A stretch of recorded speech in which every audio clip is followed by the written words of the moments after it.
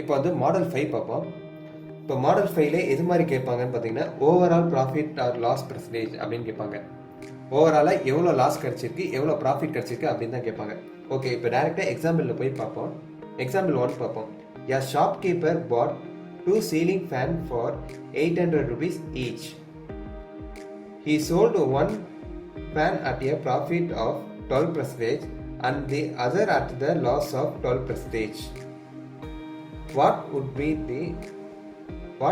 be his overall profit or loss in the transaction அப்படின்னு சொல்லியிருக்காங்க. அதாவது காஸ்ட் ப்ரைஸ் பார்த்தீங்கன்னா ரெண்டுத்துக்குமே ஈக்குவல் தான் அப்படின்னு சொல்லுவாங்க. ஃபர்ஸ்ட் சீலிங் ஃபேனுக்கும் ஈக்குவல், செகண்ட் சீலிங் ஃபேனும் ஈக்குவல், அதாவது 800 rupees. ஸோ C1 C2 ரெண்டுமே 800 rupeesக்கு தான் வாங்கியிருக்கான். ஸோ ப்ராஃபிட் வந்து 12%, லாஸும் 12% சொல்லியிருக்காங்க. ஒரு இதில் 12% ப்ராஃபிட் வச்சு விற்கிறான், அதாவது 112%. இன்னொன்றில் லாஸ் 12% விற்கிறான். லாஸ் வந்து 12%, அதாவது 88%க்கு விற்கிறான். ஸோ 112%க்கு இது நம்ம 896. அது எப்படின்னா 100% வந்து 800ன்னா 112% வந்து 896 நம்ம கிராஸ் மல்டிப்ளிகேஷனில் ஈஸியாக கண்டுபிடிச்சலாம். அதே மாதிரி தான் 100% 800ன்னா 88% வந்து 704ன்னு கிராஸ் மல்டிப்ளிகேஷனில் கண்டுபிடிச்சிடலாம். ஸோ இது ரெண்டையும் ஆட் பண்ணால் எவ்வளோ வருதுன்னு பார்க்கணும்.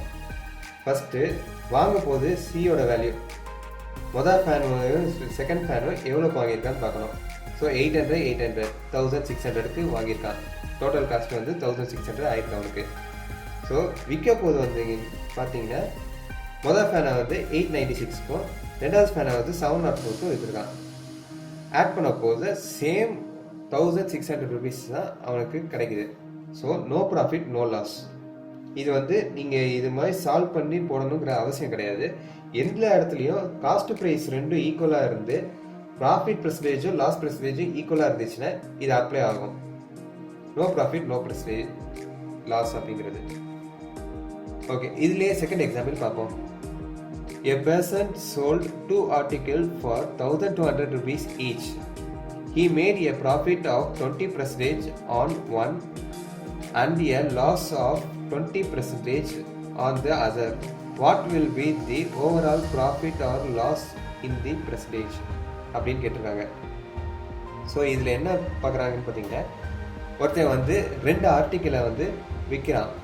அதாவது செல்லிங் ப்ரைஸு கொடுத்துருக்காங்க, இதில் சோல்டு, இதில் வந்து காஸ்ட் ப்ரைஸ் கொடுத்துருக்காங்க, இதில் வந்து செல்லிங் ப்ரைஸ் தந்துருக்காங்க. செல்லிங் ப்ரைஸ் வந்து 1200 each.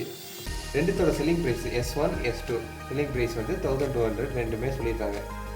So he made a profit of 20% on one and the loss of 20%. இப்போ வந்து ப்ராஃபிட்டும் லாஸும் ஈக்குவலாக இருக்குதுன்னு சொல்லியிருக்காங்க. அதாவது ப்ராஃபிட் வந்து 20%, லாஸ் வந்து 20% இருக்குது.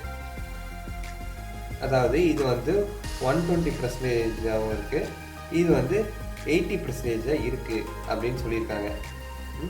What will be the overall profit or loss in percentage அப்படின்னு கேட்டிருக்காங்க.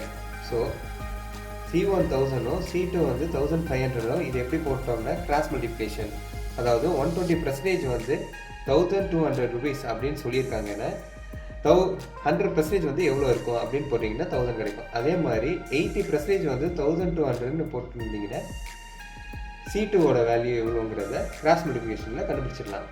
ஸோ இப்போ ரெண்டுத்தோட காஸ்ட் வேல்யூவும் நமக்கு தெரியும்.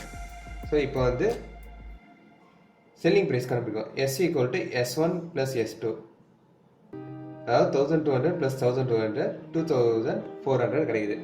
ஸோ இப்போ வந்து காஸ்ட் ப்ரைஸ் போட்டு போகிறோம். C = C1 + C2, C = 1000 + 1500, C = 2500. அதாவது காஸ்ட் ப்ரைஸ் வந்து 2500, அதாவது வாங்கின விலை வந்து 2500, விற்ற விலை வந்து 2400 தான். ஸோ இது கண்டிப்பாக லாஸ் தான், பார்த்தாலே நமக்கே தெரியுது. ஸோ பெர்சன்டேஜ் ஆஃப் லாஸ் அப்படின்னு போகும்போது 100/2500. ஏன்னா காஸ்ட் ப்ரைஸ் வந்து தான் எப்போ பேஸ் வேல்யூவை எடுத்துப்போம்.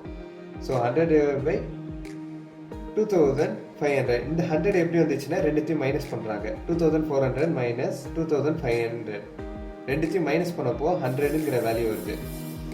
100/2500 × 100 4% வரும். லாஸ். இதுவே ஈஸியான மெத்தடில் சால்வ் பண்ணோம்னா இதுக்கு ஒரு ஃபார்முலா x² / 100% ஓவரால் லாஸ். அதாவது இது எதுக்கு அப்ளிகபிள்னு பார்த்தீங்கன்னா S1ம் S2வும் ஈக்குவலாக இருக்கணும். அதாவது selling price of each article should be same. ரெண்டுத்தோட செல்லிங் ப்ரைஸும் ஈக்குவலாக இருக்கணும். ப்ளஸ் ரெண்டுத்தோட ப்ராஃபிட் டு லாஸ் பர்சன்டேஜும் ஈக்குவலாக இருக்கணும். அப்படி இருந்தால் மட்டும் இந்த ஃபார்முலா யூஸ் பண்ணலாம். ஓவரால் லாஸ் அப்படின்னு போட்டு, ஏன்னா இது மாதிரி வந்தாலே கண்டிப்பாக லாஸாக தான் இருக்கும். ஸோ எக்ஸுங்கிறது வந்து காமன் கெய்னர் லாஸ், அதாவது 20%. ஸோ x² / 100, அதாவது 20² / 100 = 4%. இந்த மெத்தட் வந்து ஃபாலோ பண்ணுங்கள்.